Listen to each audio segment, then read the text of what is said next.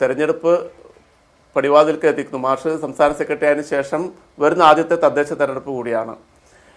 എത്രത്തോളം ആത്മവിശ്വാസത്തോടെയാണ് LDF ഈ തെരഞ്ഞെടുപ്പിനെ നേരിടുന്നത്? കേരളത്തിൽ നടക്കാൻ പോകുന്ന തദ്ദേശ സ്വയംഭരണ സ്ഥാപനങ്ങളിലേക്കുള്ള തെരഞ്ഞെടുപ്പ് ഇടതുപക്ഷ ജനാധിപത്യ മുന്നണിയെ സംബന്ധിച്ചിടത്തോളം ഒരു ചരിത്ര വിജയമായിട്ട് മാറുന്നു എന്നുള്ളതാണ് കേരളത്തിലുടനീളം സഞ്ചരിച്ചപ്പോൾ കാണാൻ കഴിഞ്ഞ ഒരു ചിത്രം.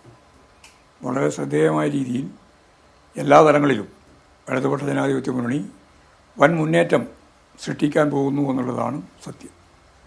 എന്തൊക്കെ വിഷയങ്ങളാണ് LDF ജനങ്ങളോട് പറയുന്നത് ഈ തെരഞ്ഞെടുപ്പിന് മുന്നോടിയായി? ഞങ്ങൾ പ്രധാനമായും രണ്ട് കാര്യങ്ങളാണ് മുന്നോട്ടേക്ക് വെച്ചിട്ടുള്ളത്.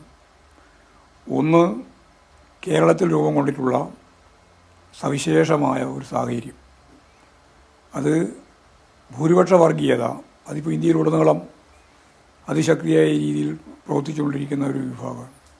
അത് കേരളത്തിലും സംഘപരിവാർ വിഭാഗങ്ങളെല്ലാം ചേർന്ന് RSSും BJPയും സംഘടിതമായ ശ്രമം കേരളത്തിൽ അവിടെ എല്ലാ സമ്പത്തും പൂർണ്ണമായിട്ട് ഉപയോഗിച്ചുകൊണ്ട് കേരളത്തിൽ ഇപ്പോൾ പ്രവർത്തിച്ചുകൊണ്ടിരിക്കുകയാണ്. അത് ഭൂരിപക്ഷ വർഗീയതയുടെ ഹിന്ദുത്വ അജണ്ട വെച്ചുകൊണ്ടുള്ള പ്രവർത്തനത്തിൽ ഭരണ സംവിധാനത്തെ പൂർണ്ണമായിട്ട് ഉപയോഗിച്ചുകൊണ്ട് എല്ലാ രീതിയിലുമുള്ള കൊഴുപ്പ് അവർ ഈ തെരഞ്ഞെടുപ്പിൻ്റെ ഭാഗമായിട്ട് ഉപയോഗപ്പെടുത്തുകയാണ്. അതോടൊപ്പം തന്നെ UDF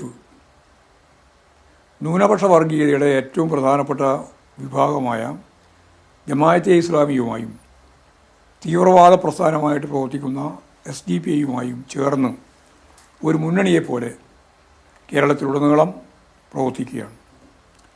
അപ്പോൾ ഈ രണ്ട് വർഗീയ മുന്നണികളാണ് ഇടതുപക്ഷ ജനാധിപത്യ മുന്നണി നേരിടുന്നത്.